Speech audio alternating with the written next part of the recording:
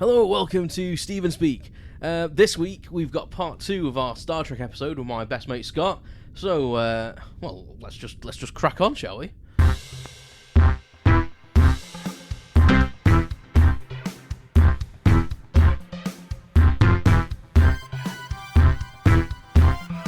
Welcome to Steven Speak, the podcast.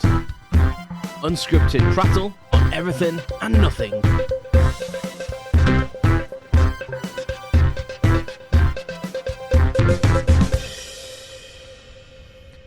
Hello, Scott. Welcome back. Hello. Again. Again. Is it a chore? Do you not want to be here? No. Is it bad? No. Is it bad? I'll give you a round of applause because I didn't give you a round of applause last time. Yeah. I'm rubbish. It's because you're my mate. I just feel like I don't care. I've seen your face. I don't care. That's it now. That's it. Probably shouldn't say that right at the beginning of the podcast. Yeah. Probably should say it at the end after we recorded the second part, so you don't just storm out. So the first episode, we chatted about Star Trek. We kind of went meandering around a little bit, Which is what we do, which is a lot of what we do anyway. Yeah. This is what my podcast is about, but it's kind of like how we talk anyway. Yeah. And then about 3 hours later, we go, "Oh, right, back to what we were actually talking about." So I thought this episode we kind of went through some of the series. You talked about, why you got into Star Trek. So if you haven't listened to that episode, go and listen to it. It's very entertaining, and learn why Scott likes Star Trek and how he got into it. And so this episode, we're going to kind of talk about your favourite series of Star Trek and your favourite episodes maybe of that series, and then we'll talk about captains and first mates. First officer. Mates. First mates. Well, that's shit based, isn't it? I was trying to be pirates. Yeah, I don't know why. I don't know why. But like first officers and engineers and just characters in general. So let's get into it. So Star Trek TNG. Mm-hmm. Favorite series. Yeah. As was revealed in the previous episode. Link in the description. Plug. God, I'm so shit. I don't. Anyway, so why is that? You said in the previous episode you don't really know why. It just is. But it wasn't the first series you got into. No. But it was like the lead on. But that's kind of like become the staple. And as for me, really, to be honest, it is my favourite series. And I don't know whether I can say truly why, because some of the episodes are corny and and cheat. And if you watch them now, you cringe a little bit. I think nostalgia takes you through, and there's a lot of stuff like when you were a kid and stuff. But I think the hit rate's better than any of the other series because at the beginning they were finding their feet. So you've got things like if we do this in this scenario, loads of people will die. Yeah. Like the holodeck type of thing, which then later on it's just like, oh yeah, if there's a problem with the holodeck, just turn it off and on.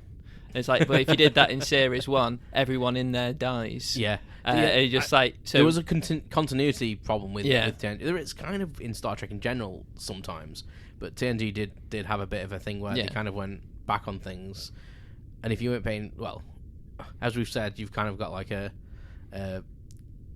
quite a good memory for these sort of things, especially when it comes to Star Trek. So for someone like me, I'd be like, oh right, yeah, you turn this, just reset the, unplug it and plug it back in again. Whereas, what's going on there? It seems to have started raining in the background. I did tell that I did say to the space sound effects just to carry on playing constantly, but apparently we've gone into rain. Hang on, let me just put this back on. So was that that's your jinx on because I literally had it to play on repeat to infinity. That was getting to the depression part of the podcast. let's just repeat. Right, let's fix that. That was really bizarre. That was what the hell's happened here? It does sound like it's the me effect. There's two sides of the Scott effect. There's the walks into a room and things break, or walks into a room and everything just starts working. And you never know which one you're going to get. No. Not even me. No. I'm really confused about why that happened then. Like, that's really throwing me off. Anyway, I was like, I can hear rain in my house. Like, oh my God. What were we saying? It's gone wrong and we're like 4 minutes in. Anyway, Yeah, so turning the holodeck on and off. Yeah. Like, you think that would fix it, but yeah, as you say, like, was it series 1 or 2? Series 1, I think it was, wasn't it? You should say. Yeah. That it's like got that murder everyone. You're like, oh right, so you can't reset it. Like, and every other episode they've solved the problem by separating the ship. Yes. And that's just like, yeah, but you're just repeating the same bits of footage like every other week. And I do tend to, when I do the rewatch, because you have to do rewatch. You do. They're usually the series I try to skip through as quickly as possible. Yeah. So it's like series 3, 4 onwards. But then there are some weird episodes towards the end. But like what? Crusher and the Space Ghost.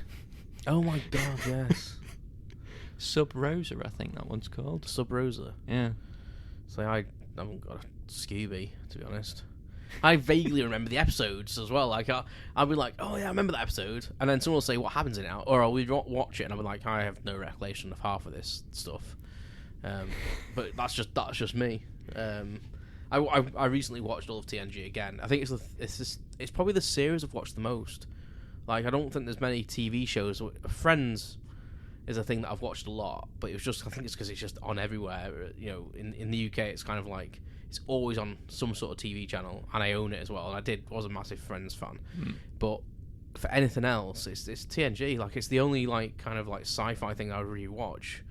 But it's just so nice to just randomly put an episode on and just be like sit and make Lego or whatever, because it's just so easy to watch, and it's like a comfort thing as well, I think. And yeah, but I've recently watched it literally start to finish. Comfort thing from youth. Yeah, well, yeah, it is, isn't it? It is. It is. I think Wednesday night, 6:00. The thing that BBC Two, when the flaming snooker isn't on, or the tennis. Well, I think we said this last time, because in the previous episode we said that we recorded an episode of this podcast, and we buggered up the sound. Well, I buggered up the sound. Scott didn't. It wasn't his fault. I was here though. He was here. Maybe that's where the jinx of electronic equipment came in, or electronic equipment, as I said in the first episode. Yeah, but I mentioned that in that episode, which we will never get aired because it's now deleted. That when it was on TV, I always missed the first like 5 or 10 minutes of every single TNG episode until I either rewatched them on repeat or had it on digital format. Because my mum always insisted in watching the news headlines on BBC One, and TNG was on BBC Two. And no matter how much, like, she knew, like, she'd just be insistent on, like, I want to see the news headlines. And you'd be like, Mum, we're going to miss the beginning of the episode, which, like, sets the episode up. And she'd be like, well, you'll catch up on it. Nothing major happens. It's Star Wars. No, it isn't. It's Star Trek. Like, what are you doing?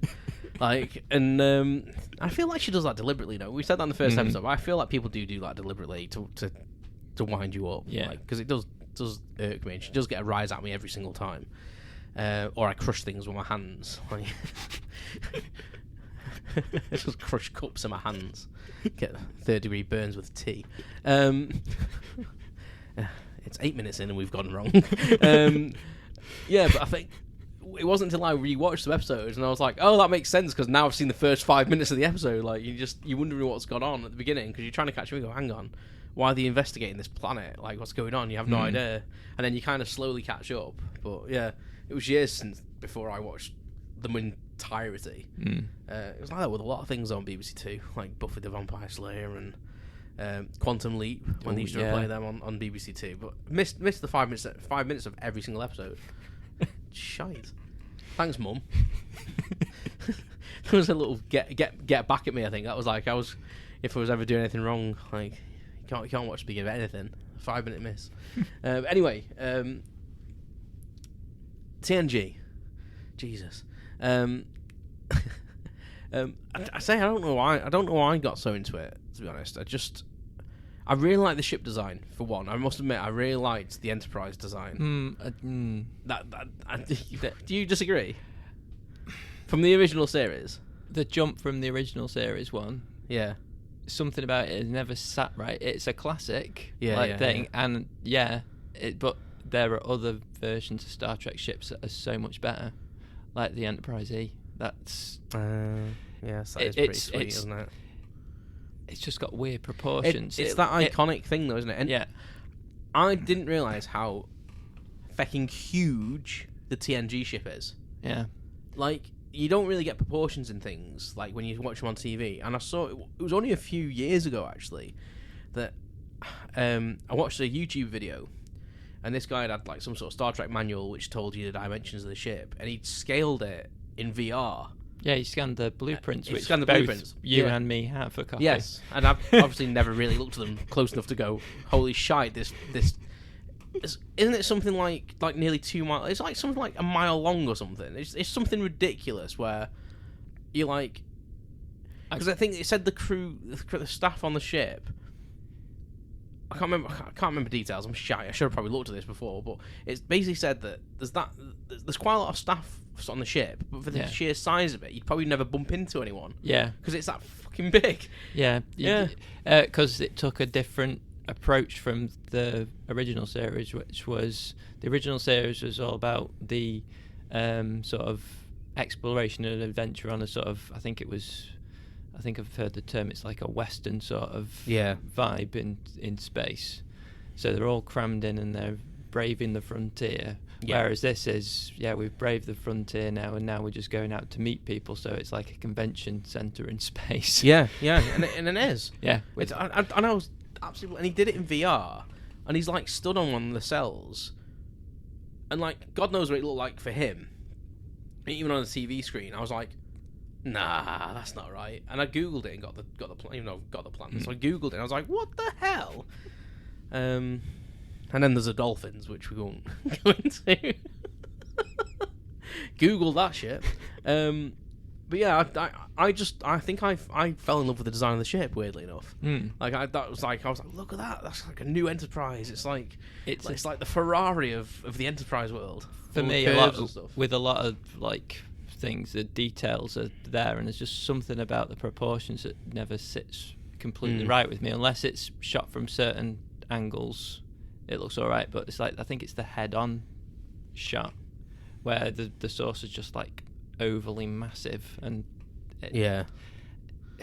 I mean, I do really like it as a design, but like I said, there are better things that came before it and after it, because again, the back to mentioning in the first episode the Strange New World stuff, the redesign they've done for the Enterprise, which is heavily just the 60s one, like that's a proper. That's really nice. To be fair. They've done a really good job at that, and especially with like modern effects and stuff, it looks super cool. Yeah, it's like sort of a merge between the movie version and the original. They've kind of taken the best features of it, really. I think. Like, I must admit, I do love the original series. It's iconic, isn't it? That original series, Enterprise E as well, like very iconic versions of the Enterprise, and even like Voyager and stuff. Yeah, that's a good. Weirdly enough, design. I didn't really like the Voyager.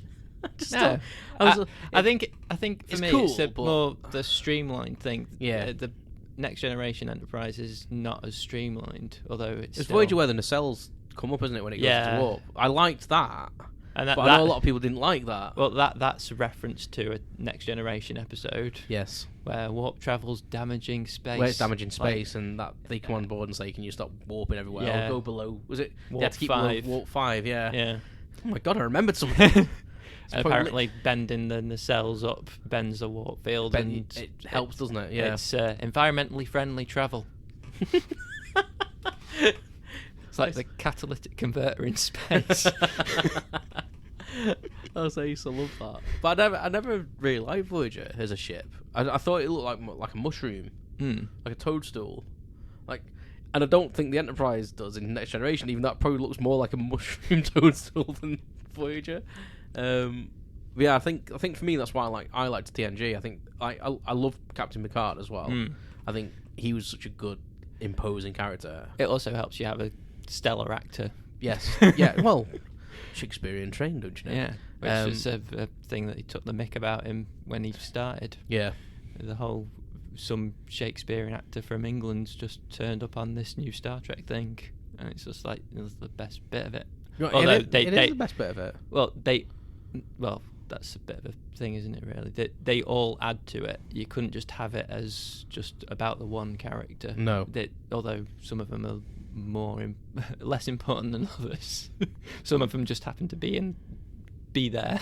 yeah. You're right there. But then that's what I think makes First Contact the best Next Generation film so good.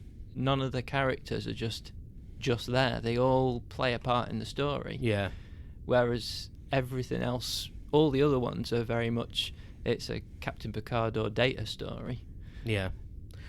When you do watch it, there is a lot of Data Picard things going on. I suppose that happens in First Contact as well, but they're all involved somehow, whereas usually it's just, there's Data and there's Picard and they're doing their stuff, and like I said, we're just here. Yeah. Yeah, I do like Is it First Contact when Data's scanning for life forms? No, Generations. Is that Generations? Yeah. I love that bit. Just before the Enterprise D crash lands. Yeah, and he's going, life forms, you life forms, where are you? And the look on everyone's faces, though, it just gets me. And I love scanning for life forms. It cracks me up every time. Like, and also and I always forget which film it's in as well. Yes, when they crash.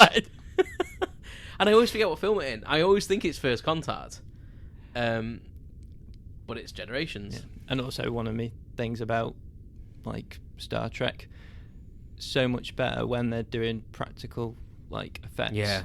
Because all the the majority of the crash landing scene, that's a model. It's all a model, isn't it? Yeah. In First Contact, all the ships are models. Next Generation, they're all models. Reused the footage occasionally for things, but you don't really notice that because it's just ship flying through space. Shit flying through space. That's the tagline for Star Trek. That's the tagline for Star Wars. But then they sort of went with CGI for the ships for later stuff, and then that's what makes it difficult to ever get a HD master of the DS9 and Voyager and stuff, because it was all shot based on the fact it was going to be shipped around the place on videotapes. So you're never going to have a HD master of that, short of someone spending millions recreating everything. Yeah, they'd all have to be digitally HDified, wouldn't they? Yeah. Because the actual original was shot differently than TNG, and that wasn't it? TNG was all on It was all film. on celluloid, or what's that? Yeah. Is that the right word? I think so, yeah. Celluloid? Or is that what fat is? Cellulite, that is. Cellulite. Sorry, that is cellulite. I should probably not talk sometimes and just let the thoughts in my head carry on. Cellulite. No, celluloid. Which one's the right one now? Oh, celluloid. Yeah. Jesus Christ. I'll cut that. No, I won't. Yeah, I just love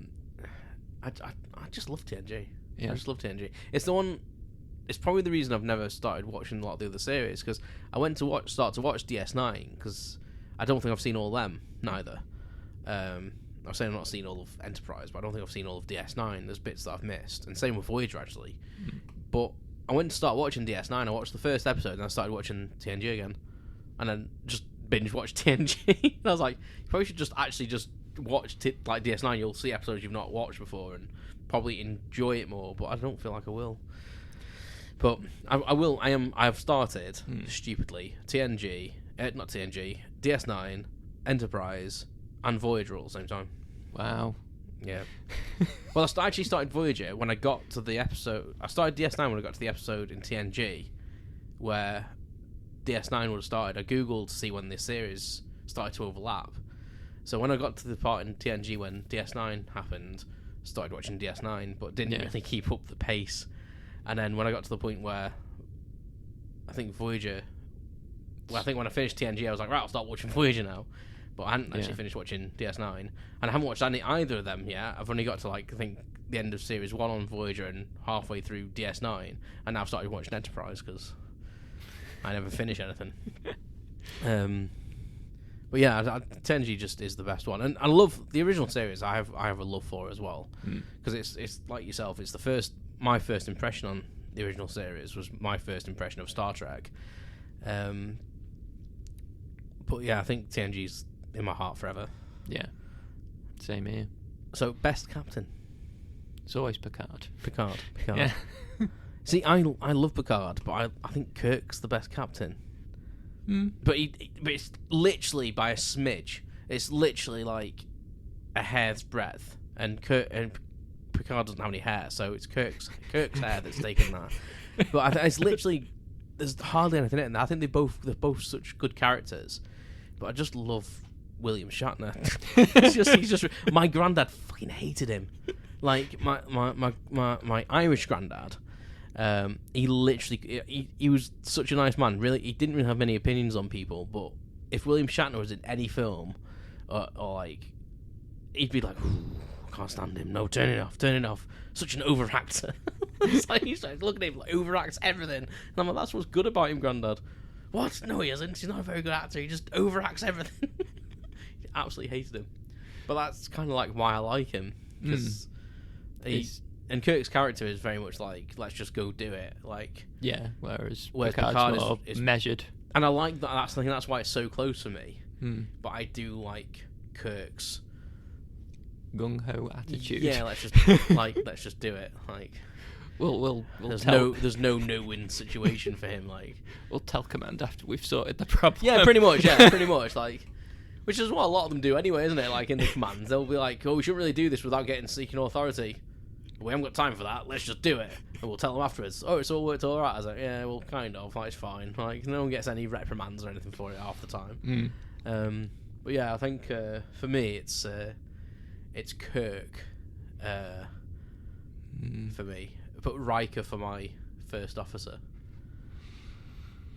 Yeah, Spock. So yeah, we are opposites though. Yeah, I always say, and we said this in the defunct episode, that I always say that you're Spock to my Kirk, and I'm Riker to your Picard. That's kind of how we play things out, isn't it? Like, that's make it so. Make it so. Let's go kick him in the nuts. That's my Kirk. Oh, Star Trek 2009. Oh yes, watching that in the cinema. Yes, yes. That that day we watched, what was it, Wolverine and thing, and then we were like, wish we'd gone and watched Star Trek 2009 again. Like again, yeah. And that line when it comes up on the cinema with the hey cupcake, there are 5 there's only 1 of you and 10 of us, and he's like, go get some extra guys guys, it'll be a more even fight. I must admit, and you turn to me and you go, we need to get into a bar fight after this. Yeah.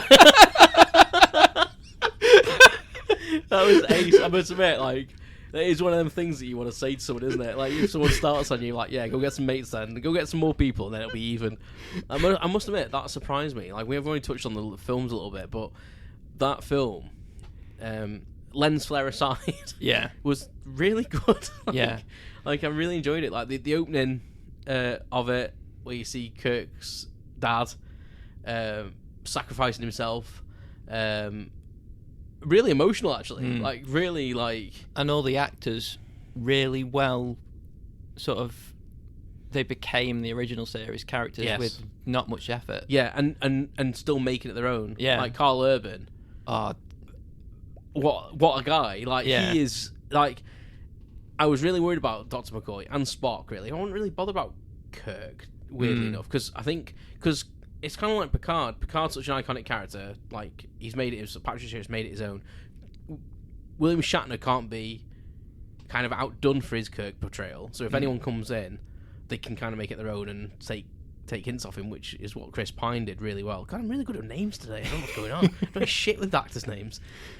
But Spock and McCoy, I don't know, there was something for it. But when we watched that film in the cinema and Carl Urban came on, I was like, holy shit, you're McCoy, and you've got it your own. Yeah, well, and someone was an expert to cast him. Yes, to go, definitely. We need to get this guy. Yeah. And so who else could have done it? Like, I think it's one of them film roles as well where you watch him do it, and you go, there was no one else that could have done that. Yeah, but until that point, you were like, no one can play that character. No, yeah, exactly. So you're right. Whoever thought Carl Urban? Yeah, because at that point, and well done, Carl Urban, for being. I don't think he was that famous, was he? At that? No, he wasn't. I think he'd been done some in bit parts and stuff. Yeah, but I think that was probably one of his bigger role that he'd done. And then moved into like things like Dread and the Boys, and it's just like he's one of my favourite actors. He always seems really down to earth as well. And I can't remember the guy. What's the guy's name that played Spock in that? I can never remember his name. Zachary Quinto. That's it. Well, of course, they had original Spock in that one. And the original Spock was in that one as well, wasn't he? Yeah. And then, unfortunately, the films take a slide after the first one. The first one's amazing, and they all, in my view, decline in quality. Although the last one, I think a lot of people really liked, and I've watched it, but it's just like, yeah, it's a film. Yeah. Well, when you get a Fast and Furious director directing a Star Trek film... Yeah, and he's on a motorbike at one point that transports randomly around a thing, around this big open space. Yeah, they're having like a chase, aren't they? Yeah. Yeah.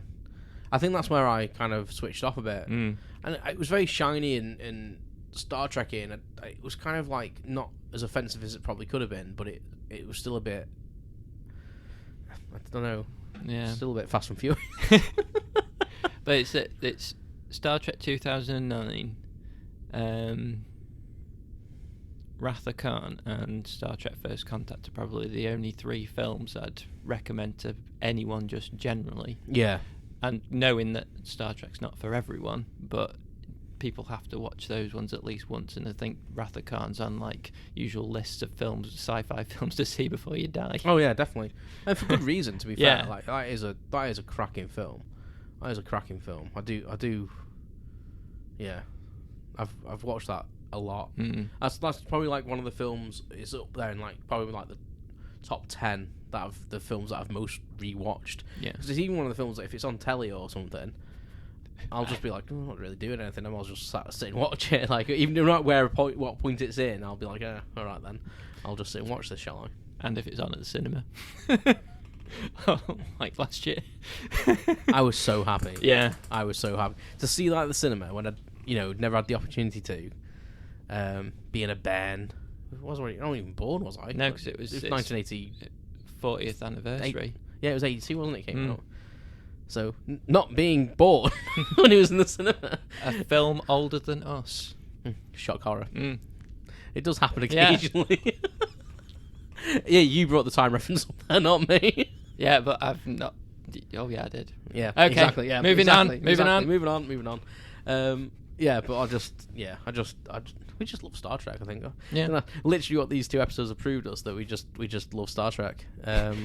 If any of it was coherent, I don't know. I think it meandered a little bit. It meandered a little bit. Yeah. We've got to meander a little bit. Yeah. So, in summary, Star Trek's awesome, apart from Discovery. We weren't going to talk about that. Star Trek is not Star Wars at all. Yeah. Like, learn the difference. It's people go, oh, it's really subtle. It is not subtle. Yeah. It's offensive to some people. And it's proper offensive. I kind of like, if someone goes, oh, is that a Star Trek thing or is that a Star Wars thing? Like, I get like a little irked, but I don't really proper get triggered until I go, oh, it's all the same. Or, oh, there's no difference, they're the same thing. That's when it proper triggers me, because I'm like, no, it is. It is completely different. Like, what are you saying? Like, what? It's like saying a baked potato is the same as chips. In fact, that's actually quite similar. That's not, like, don't use that example. That's a terrible example. Like, they're both potatoes. Star Trek and Star Wars are not both potatoes. One is a rotting pile of horse shit, and one is like a gold fucking Oscar. That's a better differentiation. Yeah. Differentiation, rather than chips and fucking baked potato. I don't know what I say sometimes. This got a little bit extreme. Yeah. That went off on a tangent. That escalated quickly. Right, Scott, that's another half an hour done. I know it went a quick one, didn't it? Yeah. We might have to have a third part. Yeah. That is for a different day. Yeah. We'll figure out what we haven't covered. Well, everything. Yeah, and well, thank you for joining me again, pal. Yeah, welcome. And I'll do it again. We'll do it again. Yeah, we'll talk about anything. We'll maybe just talk about childhood shite. Like, Probably come back to Star Wars. Star Wars. Oh my god! Oh my god! I'm walking out. Yeah, that's it. I've done. Right, cut. It was a deliberate Freudian slip. Someone might need to send help. You may not get another episode after today. Right, thanks for listening, everyone. Cheerio, Scott, and we'll see you all soon. You've been listening to Stephen Speak the podcast. Thanks for listening to my unscripted prattle on everything and nothing. Visit stephenspeak.com for updates, information, and my blog. You can follow more updates on social media at StephenSpeakPC. Thanks very much, and I'll speak to you soon.